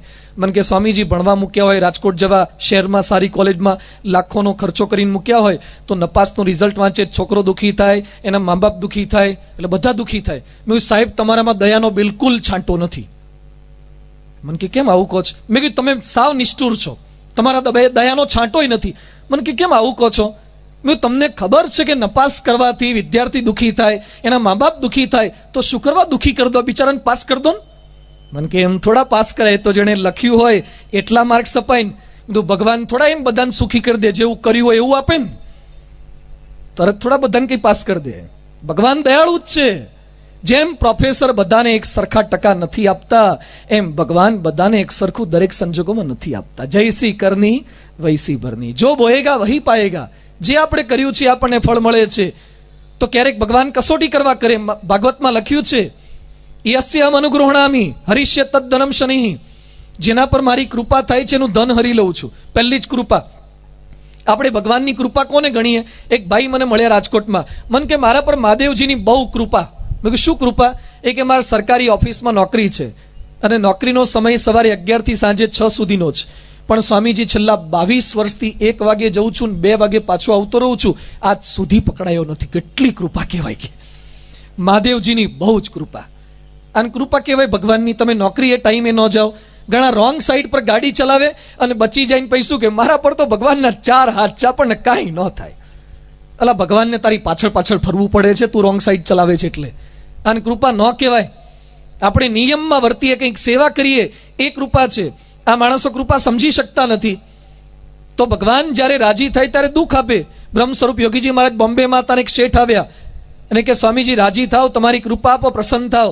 યોગી બાપા કે રાજીપો જોઈએ જ? હા કે સ્વામી રાજીપો. એ કે અમે રાજી થઈશું, ધંધો બંધ થઈ જશે, પછી ઘરવાળા ગુજરી જશે, દીકરી ભાગી જશે. એ કે સ્વામી તમારી કૃપા તમારી પાસે રાખો, આવી કૃપા નથી જોઈતી. આપણને મોટે ભાગે લાભ થાય એવી જ કૃપા જોઈએ જ. 2 પ્રકારના પ્રસાદ આવે, એક મીઠો પ્રસાદ ને એક કડવો પ્રસાદ. જેમ ભગવાનના મંદિરમાં થાળ ધર્યો હોય અને થાળમાં કાજુ કતરી હોય ને મેથી પાક હોય, અથવા એક પેલું દ્રાક્ષનું શરબત હોય અને એક લીમડાનો રસ હોય. બાળમંડળ તમને પ્રશ્ન, આ બધા બેઠા છે ને કેટલાક બાળકો, ભગવાનની પ્રસાદી હોય, એક દ્રાક્ષનું શરબત અને બીજો લીમડાનો રસ, બંને ભગવાને પીધેલો હોય અને તમને કહેવામાં આવે કોઈ પણ એક લેવાનો છે, કયો લો? કયો લેવાય? દ્રાક્ષ જ લેવાય ને? તો લીમડો ભગવાને પીધેલો જ છે, ના કે બીજા ભક્ત ભલે પીતા એ લીમડા વાળા. આપણને ભગવાનની પ્રસાદી જ છે, પણ જે આપણને સાનુકૂળ હોય ને એવી પ્રસાદ લેવી ગમે છે, લીમડાનો પ્રસાદ નથી ગમતો. જેમ ભગવાન આપણને સુખ આપે અને એ સહજતાથી હસતા હસતા સ્વીકાર કરી લઈએ છીએ, એમ દુઃખરૂપી લીમડાનો પ્રસાદ આવે એનો પણ સ્વીકાર કરી લેતા શીખવું એ પાંડવો આપણને શીખવાડે છે. સુખી હતા, રાજ્યપદને લાયક હતા, છતાં પણ એને દુઃખના દિવસો છે, છતાં એ લોકો દુઃખી નથી થતા. કોર્ટની અંદર ઉતારો કર્યો છે. આ બધું જો સમાચાર મળ્યા, અદ્ભુત ઘટના આવે છે. પાંચાલ દેશના રાજા દ્રુપદ રાજા, એની દીકરી છે દ્રૌપદી. યજ્ઞમાંથી ઉત્પન્ન થયેલી, એનું નામ બીજું હતું યાજ્ઞસેની. યજ્ઞમાંથી ઉત્પન્ન થઈ એટલે યાજ્ઞસેની. અને કૃષ્ણ પણ કહેતા ને દ્રૌપદી કહીને બોલાવતા. દ્રુપદની દીકરી દ્રૌપદી મોટી થઈ, ઉંમરલાયક થયા છે. એના માટે સ્વયંવરનું આયોજન કર્યું છે. દેશ વિદેશમાં બધે કંકોત્રી મોકલી દીધી, છાપાઓમાં ટચુકડી જાહેર ખબર આપી દીધી કે ભાઈ અમારી દ્રૌપદીને પરણાવવાની છે. અને બધે જ લોકો આવવા માંડ્યા છે. કોણ કોણ આવ્યા હતા? દુર્યોધન આવી ગયો તો બોલો દ્રૌપદીને વરવા માટે. દુર્યોધન આવ્યો, કર્ણ આવી ગયો છે, કેટલાય કૌરવ આવી ગયા, અણવર ને દેવર ને જેવર ને બધા જ આવી ગયેલા, જાત જાતના ભેગા થઈને કે આપણે પરણવું છે. અને કેટલાક તો દિવસથી ડ્રેસ બધા તૈયાર કરીને આવી ગયા હતા, મેકઅપ કરીને આવી ગયા હતા. કેટલાક તો વરરાજાના ડ્રેસમાં જ આવ્યા હતા, નક્કી જ કરીને આવ્યા હતા કે આપણે પરણી જ જવાનું છે. પણ શરત કેવી હતી? ભારે શરત કરી હતી દ્રૌપદીના પિતાએ. જાહેરાતમાં એવું રાખ્યું હતું કે મત્સ્યવેદ જે કરે એ દ્રૌપદી સાથે પરણે. માછલી વીંધવાની, પણ કરી તે માછલી, આ પેલા ધોળિયાઓ વીંધતા હોય છે પરદેશમાં, પેલો માછલીનો પકડવાનો હળિયો લઈને જાય અને સવારથી હાંજ સુધી બેઠા હોય ને આમાં ઊંચું કરીને પકડીને લઈ આવે, કે માછલી પકડી ન કહેવાય. આ મત્સ્યવેદ કરવાનો કરી તે કરવાનો જ. ત્રાજવા, 2 ત્રાજવામાં એક પગ મૂકવાના, એમાં ઉભા રહીને સ્થિર થવાનું. માછલી ઉપર ફરતી હશે, પાણીમાં એનું પ્રતિબિંબ જોવાનું નીચે અને ઉપર વીંધવાનું. આ પ્રતિજ્ઞા હતી. બધા તૈયાર થઈને આવી ગયેલા અને એની અંદર પાંડવો પણ પહોંચ્યા. પાંડવો વિપ્રવેશની અંદર ગયા છે. કોઈ ઓળખી ન શકે એમ. અને બેઠા છે ત્યાં બ્રાહ્મણોના ડિપાર્ટમેન્ટમાં. બ્રાહ્મણો તો આશીર્વાદ આપવા માટે આવેલા, એમાં જઈને ગોઠવાઈ ગયા, કારણ કે આમાં તો ક્ષત્રિયો બધા વરવા માટે આવેલા, એટલે બ્રાહ્મણમાં જઈને બેઠા હતા. કોઈ જોઈ ના શકે, ઓળખી ના શકે એમ. અને બધા એક પછી એક ઊભા થતા હતા. અને આ બાજુ ત્યાં કૃષ્ણ અને બલરામ પણ આવેલા સ્વયંવરની અંદર. અને કૃષ્ણ બધાને જોતા જોતા નજર ફેરવતા ફેરવતા આ બ્રાહ્મણો સામે જોયું, શ્વેત વસ્ત્રમાં શોભતા. અને કૃષ્ણ ઓળખી ગયા. બાજુમાં બલરામ બેઠા, તેને કોણી મારી. અને કૃષ્ણ બલરામને કોણી મારીને કહે છે કે હવે ચિંતા કરવાની જરૂર નથી, કારણ કે આ બધાને દાંડિયા ડૂલ થઈ જવાના. અને એકને દ્રૌપદી મળવાની નથી, કારણ કે અર્જુન આવી ગયો છે. આ ગોઠવાઈ ગયા પાંડવો. બીજા કોઈ ઓળખી ના શક્યા. કૃષ્ણ ઓળખી ગયા. ભગવાન ઓળખી જાય છે ભક્તને સતત, એ જોતા રહે છે. ગુણાતીતાનંદ સ્વામી વાતોમાં લખ્યું છે કે મોરે તો ભગવાન મુમુક્ષુ ભગવાનને ખોળતા, આજે ભગવાન મુમુક્ષુને ખોળે છે. એમ ભગવાન ઓળખી ગયા છે, ભગવાન જોઈ ગયા છે. બધા પ્રયત્ન કરવા આવ્યા અને સીધા તો આવીને કેટલાક જમ્પ લગાવવા જાય કે હમણાં ત્રાજવામાં ચડી જઈએ, ગુલાટ ખાઈ જાય. કેટલાકને તો મુગટ બુગટ પડી ગયા, કેટલાકને ફ્રેક્ચર થઈ ગયું, હાથ નીકળી ગયો, આગુ પાછું થઈ ગયું, વિલું મોઢું કરીને ત્યાં જઈને ગોઠવાઈ જાય. અને ઘણા તેમ બોલવા લાગ્યા કે શરત બહુ ભારે રાખી છે, આવી ન રખાય, થોડુંક માપનું રાખવું જોઈએ. આવું કંઈ રખાતું હશે? કેટલાક તો એવું બોલવા માંડ્યા કે દ્રૌપદી કુંવારી જ રહેવાની, એમ તે કંઈ લગ્ન થતા હશે, આવી જ કઈ શરતો હતી હશે, આવી આ બાપ મૂરખ છે, દ્રૌપદી એમને એમ રહેવાની, આવી જ વાતો કરે. અને ખરેખર બારે જ જો આજકાલના બહેનો આવી શરત લગાવી હોત, મને નથી લાગતું તમે કોઈ પૈણી હેક્યા હોત. તમારે બધાના બાજુ થઈ જવું પડે. બહુ ભારે શરત છે, કેમની પૂરી થાય? અને દુષ્ટધીમને બોલ્યો કે મારી બહેન એની સાથે લગ્ન કરશે જે આ શરત પૂરી કરી શકે. કોઈ કરી ન શક્યા. અને અર્જુન ઊભા થયા. કૃષ્ણ દૂર બેઠા, તેને વંદન કર્યા, પ્રણિપાત કર્યા. ધીમેથી પાસે ગયા, એને વંદન કરે. આજુબાજુમાં જેટલા બેઠા તેને વંદન કર્યા. તાકાત છે, પણ તાકાતનો અભિમાન ન કરો. પ્રણામ કરી નમ્રતા સાથે આગળ આવો. પ્રણામ કરીને આગળ પહોંચ્યા. અને પછી બે પલ્લાની અંદર પગ મૂકવાના જ. અર્જુને સાચવીને એક પલ્લામાં એક પગ મૂક્યો, બીજા પલ્લામાં બીજો પગ મૂક્યો, સ્થિર થઈ ગયો. અર્જુન જેવો સ્થિર થયો, બધા ચોંટી ગયા, બધા જોઈ ગયા કે આ તો હારું ન થયું ને, આદે કરી લીધું. પણ કે તોય હજી માટલી જ ન થાય, આનાથી જ ના થાય. હવે આપણાથી ન થયું તો પગ હજી સ્થિર કર્યા છે, આ ના થાય. અને બ્રાહ્મણ ડિપાર્ટમેન્ટથી ઊભો થયો. અને જેવો બ્રાહ્મણમાંથી ઊભો થયો, બ્રાહ્મણો કે વાહ વાહ, દરબાર રહી ગયા, બ્રાહ્મણ લઈ ગયા. બ્રાહ્મણો ખુશ થઈ ગયા. હા, જનોઈ બનીને બીજું કોલર બોલર તો હતા ને, જનોઈ ચડાવવા માંડ્યા. પટ્ટા બટ્ટા થોય નહીં, જનોઈનો પટ્ટો ખેંચવા માંડ્યા. એ કે બ્રાહ્મણ લઈ જશે, બ્રાહ્મણ કામ કરી જશે. બ્રાહ્મણો વાહ વાહ કરવા માંડ્યા. દરબારો નીચું મોઢું કરીને રહી ગયા, કારણ કે બ્રાહ્મણ વેશમાં આવેલા હતા. અર્જુન પહોંચી ગયા ઉપર, અને મત્સ્યવેદ નીચે જોઈ, અને પછી ઉપર મત્સ્યવેદ કરવા લાગ્યા. અને ભગવાનને યાદ કરીને મત્સ્યવેદ કરી નાખ્યો. હાહાકાર થઈ ગયો, જે કાર થઈ ગયો. બ્રાહ્મણો જય બોલવા લાગ્યા. અને પછી દ્રુપદને લાગ્યું કે આ કોઈ હારો બ્રાહ્મણ નથી લાગતો. બ્રાહ્મણની તાકાત છે, એ લાડવામાં માંડ સ્થિર થાય. કોઈ હોય તો માફ કરજો, પણ પલ્લામાં સ્થિર થવું, બે પલ્લામાં પગ મૂકવા અને માટલી બાટલી વીંધવી, આ કેમ નહીં થાય? લાડુ પરથી કીડી માંડ હેઠી ઉતારે અને માછલીઓને મારે કરે, એ કે એના બસની વાત છે? આ બધા વિચારો લોકો કરવા લાગ્યા. અર્જુન સ્થિર થઈ ગયા, મત્સ્યવેદ કરી નાખ્યો. દ્રૌપદીને વરવાની વરમાળા લઈને ત્યાં બધા આવી જાય છે. અર્જુન બનવાનું છે, મહાભારત આપણને કહે છે. સ્થિરતા જાળવો. એકવાર મેં મહાભારતની ક્યાંક વાત કરીને મેં કીધું આપણે અર્જુન બનવાની જરૂરિયાત છે. મને કે અમે બનીએ, પણ દ્રૌપદી ક્યાં? દ્રૌપદી હોય તો અર્જુન થઈએ. મને કે ત્રાજવા ક્યાં? ત્રાજવા કંઈ ગોઠવતા જ નથી. હવે આપણે એમ અર્જુન નથી થવાનું. આવો કંઈ સ્વયંવર થવાનો નથી. આજકાલની દ્રૌપદીઓ કંઈ આવા સ્વયંવર કરતી નથી. પણ બધાએ અર્જુન થવાનું જ. અર્જુન થવું એટલે બેલેન્સ જાળવતા શીખવું. બેલેન્સ જાળવવું. આજકાલ જમાનો શેનો છે? બેલેન્સનો જમાનો છે. બેલેન્સ નથી જાળવી શકતા. આપણે બે પલ્લામાં બેલેન્સ નથી જાળવવાનું. પલ્લા જ છે, પણ લોખંડના કે ચામડાના પલ્લા નહીં. કયા બે પલ્લા? એક પલ્લામાં પત્ની છે ને બીજા પલ્લામાં માતા છે. સાચવવા કોને? એને બેલેન્સ જાળવતા શીખી જાઓ. ઘણા ઘરમાં પ્રશ્ન થાય છે. પત્નીને રાજી રાખવા જાય માતા કુરાજી થઈ જાય, અને માને રાજી રાખવા જાય પત્ની રીસાઈ જાય. પ્રશ્ન આ થાય છે.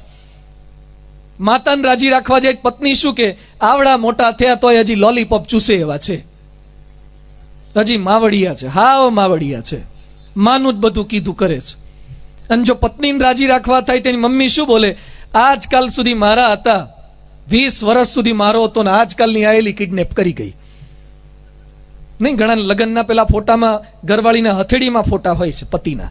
એ કે મને એમ કે ખાલી ફોટો પડાવશે, આ તો હથેળીમાં જ બંધ કરી દીધો મારા દીકરાને. ખેંચી ગયા. પત્નીને સાચવી કે માતાને સાચવી? ભારે પ્રશ્ન છે. એટલે ઘણા લોકો અમને પ્રશ્ન પૂછે છે એ કે સ્વામી અમારી હાલત સેન્ડવિચ જેવી છે. મમ્મીને સાચવવી કે બાને સાચવવા, તો એની વચ્ચે બેલેન્સ જાળવતા શીખવું. માતાને પણ સાચવવાના છે, પત્નીને પણ સાચવવાના છે. કેટલાક લોકો કહે છે કે ધંધો કરવો કે ઘરવાળાને સાચવવા. ઘણા કે આખો દાડો સિરામિકમાં રહીએ તો પૈસા સારા કમાવાય છે, પણ ઘરવાળાને ખોટું લાગી જાય છે કે તમે તો લાદીને જ પૈણ્યા લાગો છો, સિરામિકને જ પૈણ્યા લાગે, ત્યાં જ રહો, હવે ઘરે શું કરવા આવો છો? આખો દાડો સિરામિક કર કરો છો, એ જ વાતો કર્યા કરે છે. અને ઘરે રહીએ તો પૈસા ઓછા કમાવાય છે. બેલેન્સ શું કરવું? ધંધામાં ધ્યાન આપવું કે ઘરવાળામાં ધ્યાન આપવું? બંને કરવું પડશે. ધંધો એ સારો કરો અને ઘરવાળાને ફરવાય લઈ જાઓ, એને સાચવો, દીકરા દીકરીને સાચવો, ઘરમાં ટાઈમ આપો. એ બેલેન્સ ચલાવતા શીખવાનું છે. કેટલાક લોકો શું કહે છે કે સગાવાલાને સાચવવા, ઘર ચલાવવું કે ભગવાન ભજવા. ઘણા કે આપણાથી બધું ના થાય, એક જ થાય, ભગવાન નહીં ભજાય. ભાઈ બેલેન્સ કરતા શીખો, અને દરેક વસ્તુ આપણે કરી શકીએ છીએ. માણસ પાસે એવી તાકાત છે. આમાંથી ઘણા બધા 4 વ્હીલર ચલાવતા હશે. 4 વ્હીલરની અંદર હાથમાં સ્ટેરિંગ રાખવાનું હોય અને પગની અંદર નીચે શું હોય છે? ગણાવો તો. એક્સિલેટર, પછી બ્રેક અને ત્રીજું ક્લચ. પગની અંદર 3 વસ્તુ હોય છે. 3 ઇન્સ્ટ્રુમેન્ટને મેનેજ કરવાના. પગ કેટલા હોય છે? પગ કેટલા હોય? 2. તો વસ્તુઓ કેમ 3 આપી છે? વધારે નથી આપી લાગતી? 2 પગેથી 3 મેનેજ થાય? હા થાય. જો ગાડી ચલાવતા 2 પગેથી ક્યારેક ક્લચ દબાવે, ગેર પાડે, બ્રેક દબાવે, એક્સિલેટર દબાવે, એક તો સ્ટેરિંગ પકડવાનું, ચાલુમાં ગેર પાડવાના, અને એમાંય પાછો મોબાઈલ આવે, મોબાઈલની વાત કરવાની. કેટલાક લોકો ચાલુ મોબાઈલે ગાડી ચલાવે, ગેર પકડેલો હોય, અને મોબાઈલમાંથી છે ને કોઈક નંબર માગે ને તો નંબર હોતતા હોય, એટલે સ્ટેરિંગ એક હાથમાં ગેર હોય તો પેલી કોણી સ્ટેરિંગ પર આમ ફેરવે. આમ તમે લોકો ગાડીમાં 2 પગથી 3 સ્વિચો બેલેન્સ કરી શકો, સ્ટેરિંગ ફેરવી શકો, તમે લોકો ગિયર પાડી શકો, મોબાઈલમાંથી નંબર કાઢી શકો, તો ઘર ચલાવતા ચલાવતા મંદિર કેમ ના આવી શકો? કેમ બેલેન્સ ના કરી શકાય? ઘણા શું કે સિરામિક કરીએ, ધંધો કરીએ એટલે ભગવાનનું ભજન ના થાય. બેલેન્સ કરતા શીખો. એ કરો ને આ કરો, બધું જ કરવાનું છે. આગે ધંધા પીછે ધંધા, ધંધા મધ્ય ધંધા, ધંધા મધ્ય ધ્યાન લગાવે 100 સાહેબ કા બંદા. ધંધાની વચ્ચે ધ્યાન લગાવો, બેલેન્સ કરતા શીખીએ, બધું જ થઈ શકે. જનક રાજ્ય પણ ચલાવતા હતા અને કથા પણ સાંભળવા જતા હતા. ઘણા કે કથા સાંભળવા નવરાવાઈ જાય, નહીં, જનક રાજ્ય ચલાવતા હતા અને કથા સાંભળતા હતા. અંબરીશ રાજા હતા, રાજ્ય ચલાવતા અને ભગવાનની આત્મનિવેદી ભક્તિ કરતા, વાસણ ઉટકતા, બધી જ સેવા કરતા હતા. તો બેલેન્સ કરતા શીખીએ, પ્રાયોરિટી આપતા શીખીએ. ઘણી વાર ઘણા લોકોને સમય રહેતો ને કે સમય ખૂટે છે, શું કરવું સમજાતું નથી, ભજન કરું, ધંધો કરો, ઘરવાળાને હચવા, દુઃખી જ હોય, એને પ્રાયોરિટી આપતા નથી ફાવતી. એકવાર એક શિક્ષકે બધા વિદ્યાર્થીને ભેગા કર્યા અને પછી એની પાસે 4 વસ્તુ રાખી: મોટા પથરા, નાના કાંકરા, રેતી અને પાણી. અને પછી શિક્ષક કહે છે કે આ બાજુની અંદર મોટું પાત્ર છે, ટબ જેવું, એની અંદર આ ભરવાનું છે. તે કેટલાક છોકરાએ પહેલા એની અંદર છે ને પહેલા પાણી ભરી દીધું, થોડી રેતી નાખી, અને પછી કાંકરા નાખવા ગયા, પાણી બહાર આવી ગયું, મોટા કાંકરા અંદર આવ્યા જ નહીં. એ કે સાહેબ આ પાત્ર થોડુંક નાનું લાગે, સમય એવું નથી લાગતું. સાહેબ કે હું કરીને બતાવું તો? એ કે ના થાય, જો કે હું કરીને બતાવું. શિક્ષકે સૌથી પહેલા એ ટબની અંદર મોટા પથરા નાખ્યા. મોટા પથરા નાખ્યા પછી નાના નાના કાંકરા, ઝીણી કાંકરીઓ એ નાખી. એટલે ઝીણી કાંકરીઓ વચ્ચે થોડી થોડી જે જગ્યા હતી એમાં સમાઈ ગઈ. પછી રેતી લીધી અને રેતી ઉપરથી ધીમે ધીમે મુઠ્ઠીમાંથી નાખતા ગયા તો રેતીને કેટલી જગ્યા જોઈએ, એટલે ધીમે ધીમે પેલું ટબ હલાવતા ગયા તો થોડી થોડી જગ્યામાં રેતી નીચે નીચે સરતી ગઈ, બધી સેટ થઈ ગઈ. એ કે પણ પાણી, અને પાણી ધીમે રેડ્યું તો પાણી તો રેતીમાં અને કાંકરાની વચ્ચે સેટ થઈ ગયું. એ કે અરું અમારે તો નહોતું સમાયું અને તમારે કેમનું સમાઈ ગયું? શિક્ષકે શીખવાડ્યું કે પ્રાયોરિટી આપતા શીખો, પ્રાયોરિટી આપો. એમ જીવન જીવવું છે તો વર્કને પ્રાયોરિટી આપતા શીખીએ. બધું જ કરવાનું જ, નોકરી કરવાની, ધંધો કરવાનો, બૈરા છોકરા સાચવવાના, સત્સંગ કરવાનું, સમાજ સેવા કરવાની, લોક સેવા કરવાની, પણ ક્યારે કયું કરવું એનું ટાઈમ ટેબલ થોડુંક મનમાં હોવું જોઈએ. બેલેન્સ જાળવતા શીખવાનું છે. એ આના જેવું બેલેન્સ છે, અર્જુન જેવું બેલેન્સ. તો દ્રૌપદી વરે. આપણે કઈ પેલી દ્રૌપદી વળવાની નથી, પણ ઘરમાં શાંતિ રહે, સમાજમાં શાંતિ રહે, એ કર્યા બરાબર છે. દ્રૌપદી સાથે લગ્ન કરી લીધા અર્જુને, પણ અર્જુન તો જો લઈને આવ્યા છે. પાંડવો બધા ત્યાં ગયેલા, પછી આ બાજુ કોઢની અંદર એ લોકોનો ઉતારો, ત્યાં પહોંચ્યા ભાર્ગવ શાળામાં, કુંભારની કોઢમાં. બારણું બંધ હતું, કુંતાજી અંદર હતા અને બહાર ઊભા ઊભા ભીમે બૂમ મારી કે માતા અમે આવી ગયા છીએ. જણાયું નહીં શું લઈને આવ્યા છે. રોજનો એમનો ક્રમ હતો, ભિક્ષા લઈને આવે પછી બૂમ પાડતા માતા અમે આવ્યા છે. અને રોજ કુંતી અંદરથી બોલતા કે જે લાયા હોય વેચીને ખાજો, કારણ કે ભીમ હતો ને એટલે કહેવું પડતું હતું, કારણ કે આરો બધું ઉઠાઈ જાય. એટલે રોજ કુંતી અંદરથી કે જેટલી તમને ભિક્ષા મળી હોય, બ્રાહ્મણ વેશે ફરતા હતા, કે જે લાવ્યા હોય વેચીને ખાજો. હવે આજે ક્યાં રોટલા હતા, આજે દ્રૌપદી હતી, કેમની વેચવી? માતા તો બોલી ગયા. દરવાજો ખોલ્યો તો સ્ત્રી જોઈ, કે આ કોને લાયા? કે માતા અમે તો ત્યાં મત્સ્યવેદમાં જઈને આવ્યા અને આ સ્ત્રીને જીતીને આવ્યા છે. કુંતા કે પણ હું તો બોલી છું વેચીને ખાજો, હવે આને કેમ નહીં ખાવી? વેચીને ખાવાની. અરે પછી ઘરમાં બધા ભેગા ત્યાં મીટિંગ કરી, વેચીને ખાવાની કરી તો કરી શકાય. યુધિષ્ઠિર અર્જુનને એમ કહે છે કે ભાઈ વેચીને ખાવાની વાત તો બાજુ પર પછી છે, પણ જીત્યો તું છે, મત્સ્યવેદ તે કર્યો છે, એટલે તું લગ્ન કરી લે. અર્જુન કેમ ના કરાય, આપણે આટલું બધું સાથે રહ્યા છીએ, એટલે માતાએ જે આદેશ આપ્યો છે મુજબ જ કરાય, વેચીને જ ખાવાનું. એટલે આપણે વેચીને આનું કંઈક પ્લાનિંગ કરો. અને છેવટે યુધિષ્ઠિરે આદેશ આપ્યો કે બધાની માતાની જો મરજી છે તો હવે દ્રૌપદી 5 પાંડવોની પત્ની થશે. દ્રૌપદીના 5 પતિ, યુધિષ્ઠિર, ભીમ, અર્જુન, નકુલ ને સહદેવ, એટલે દ્રૌપદી પાંચાલી કહેવાય છે. 5 પતિઓની પત્નીએ દ્રૌપદી થયા છે. પાંચાલની દીકરી એ પાંચાલી. ઘણી વાર આપણને લાગે કે સ્વામી મહાભારત આવું શીખવાડે છે, એક સ્ત્રી 5 પતિ, આવી પ્રેરણા નથી લેવાની. હા, પણ મહાભારતની આ ઘટના પાછળ તો ઇતિહાસ છે. દ્રૌપદી આગલા જન્મની અંદર ભગવાનને પ્રાર્થના કરી હતી કે મને સારો વર મળે. નહીં, ઘણા વર કરતા, પેલે વ્રત કરતા હોય, જયા પાર્વતી જાત જાતના વ્રત કરે, સુવર મળે એના માટે, સોરી એટલે સારો વર મળે એના માટે, સુકન્યા કે એમ, સુવર કે એમ, એટલે સારા વર માટે ઘણા પ્રાર્થના કરતા હોય. અને એમાં દ્રૌપદી પ્રાર્થના કરી કે ભાઈ મને સારો વર મળે, સારો વર મળે. એમાં 5 વાર બોલી ગયા, એટલે ભગવાને સાંભળીને 5 આપી દીધા. એટલે એકનું એક 5 વાર માગ ન કરવું. એટલે દ્રૌપદી આવો એક ઇતિહાસ આવે છે, આવી એક ઘટના. અને એને 5 પતિ પ્રાપ્ત થયા અને પહોંચ્યા પછી કોઢની અંદર ઉતારો કર્યો છે. હવે આ લોકોની વાતો, પાંડવ પરિવાર કેવો છે. માતા એકવાર બોલ્યા વેચીને ખાજો, અને બધા એ જ શબ્દને વળગી રહ્યા છે. અહીંયા ઘણા બધા મા બાપ બેઠા છે. મા બાપને 2 દીકરા હોય તો રાજી ક્યારે થાવ? જો દીકરા સંપીને રહે ને વેચીને ખાય ને તો મા બાપ રાજી થાય છે. આજે કેટલાક મા બાપ દુઃખી થાય છે. એનું કારણ શું છે? કે દીકરા અંદર ઝઘડે છે, એ મા બાપને મોટું દુઃખ છે. તો કુંતીના જીવનમાંથી, પાંડવ પરિવારમાંથી આપણે પ્રેરણા લેવાની છે. ખાલી દ્રૌપદી વેચવાની વાત નથી, ખાવાનું વેચવાની વાત નથી, સંપત્તિ વેચવાની વાત નથી. જે કંઈ મળે એ વેચીને ખાવું, કોઈનું પચાઈ ન પાડવું. આજે પચાઈ પાડવાની ભાવના બહુ વધતી જાય છે. પચાઈ પાડે, સગા ભાઈની અંદર પચાઈ પાડે છે. કંપનીની અંદર ભાગીદાર સાથે થયા હોય અને પછી પૈસા લેવાના આવે ને લેખિત કરવાનું આવે, ત્યારે ઘણા શું કે તમારે શું ચિંતા કરે છે, આપણે જીગર જાન છીએ, તાર જેટલા ઉપાડો એટલા ઉપાડજે ને હિસાબની ચિંતા ના કર. એટલે પેલાને એમ લાગે કે આ તો આપણો બહુ પાકો છે, કશો હિસાબ જોવા માગે નહીં. અને થોડા દાડા પછી, થોડાક વર્ષ પછી તો બધું જાવકમાં જ બતાવે. એ કે 3 વર્ષ સુધી ફેક્ટરી ચલાવી, કશું વધ્યું નથી, ખર્ચામાં જ નીકળી ગયું. પચાઈ પાડવાની વૃત્તિ સતત ચાલ્યા કરે છે. સરખે ભાગે ઇન્વેસ્ટમેન્ટ કર્યું હોય અને છેલ્લે ફરી જતા હોય છે. ભગવાન સ્વામિનારાયણના વખતની અંદર નરસિંહ દવે કરીને એક ભક્ત હતા, બહુ આદર્શ ભક્ત. એના ભાઈ મૃત્યુ પામી ગયા, એના ભાભી જીવતા હતા. એટલે આ ભાઈએ શું કર્યું, પેલી સ્ત્રીને ખબર ના પડે એમ ભાઈની જેટલી મિલકત હતી બધા પચાઈ પાડી. આજે ભાઈ ભાઈનું પચાઈ પાડે છે, ભાઈ બહેનનું પચાઈ પાડે છે. પેલા બહેને ભગવાન સ્વામિનારાયણને વિનંતી કરી કે મહારાજ મારા પતિ તો ગુજરી ગયા, પણ મારો ભાગ પેલા જેઠ નથી આપતા. ભગવાન કે તારા ભાગનું તન મળવું જ જોઈએ ને. એ કે નથી માનતા કોઈ રીતે. ભગવાન કે હવે તારો ભાગ મળે તો ઠાકોરજીની થોડી સેવા કરે તો આપશે. હા કે હું સેવા કરી દઈશ તો આપતા હોય તો. એટલે ભગવાન સ્વામિનારાયણ નરસિંહ દવેને બોલાયા. એ કે આપણા ગામમાં બ્રાહ્મણોની 84 કરવી છે. હા કે મહારાજ બ્રાહ્મણોને જમાડો. ગામો ગામથી બ્રાહ્મણો ભેગા કર્યા, હજારોની સંખ્યામાં બ્રાહ્મણો બધાને જમાડ્યા, સીધું સામાન લાવ્યા. નરસિંહ દવેને કરિયાણાની દુકાન હતી, એના ત્યાંથી સીધું લાવે. 1 દિવસ, 2 દિવસ, 3 દિવસ, 7 દિવસ સુધી 84માં બધા જ બ્રાહ્મણોને ભરપેટ જમાડ્યા. જેવો સમયો પૂરો થયો એટલે નરસિંહ દવે બિલ લઈને આવ્યા. ભગવાનને કે મહારાજ જેટલા જમ્યા એનું સીધું સામાન લાય, એનું બિલ છે. તે ભગવાન સ્વામિનારાયણ કે સભાજનો બધા કે બોલો મહારાજ. ભગવાન સ્વામિનારાયણ કે બોલો નરસિંહ દવેની જય.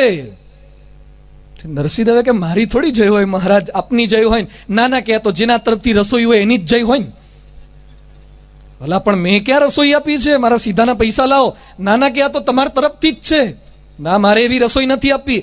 એ કે તમારે ના આપવી હોય તમારા ભાભી તરફથી છે, એમની જય બોલાઈએ.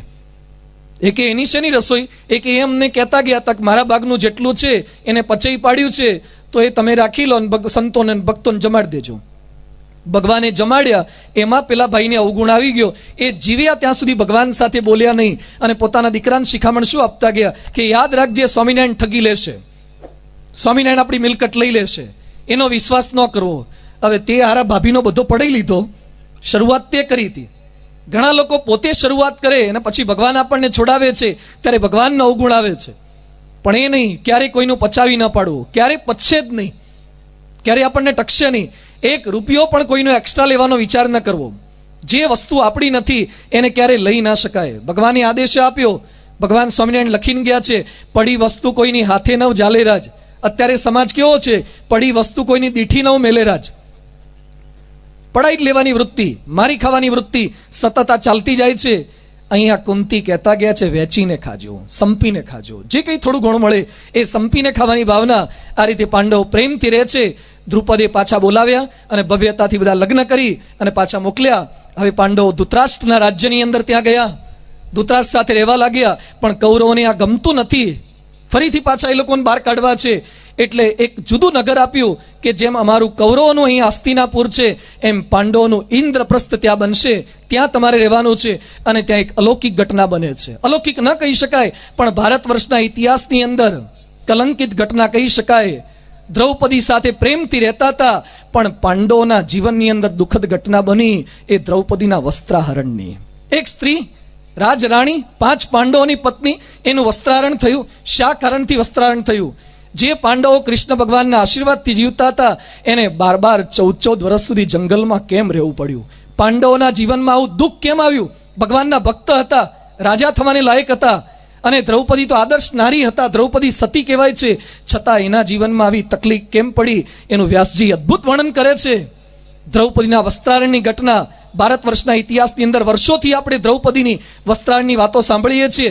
અને દ્રૌપદીએ પ્રાર્થના કરી અને એની વચ્ચે કૃષ્ણ પ્રગટ થયા અને દ્રૌપદીની જે લાજ રાખી એની વાતોને આવતીકાલે ચતુર્થ દિવસે પારણની અંદર આપણે સાંભળીશું. પણ ફરીથી આપને વિનંતી કરું કે ગિરનાર જેવા માણસોને પણ વાતો કરીને આવજો.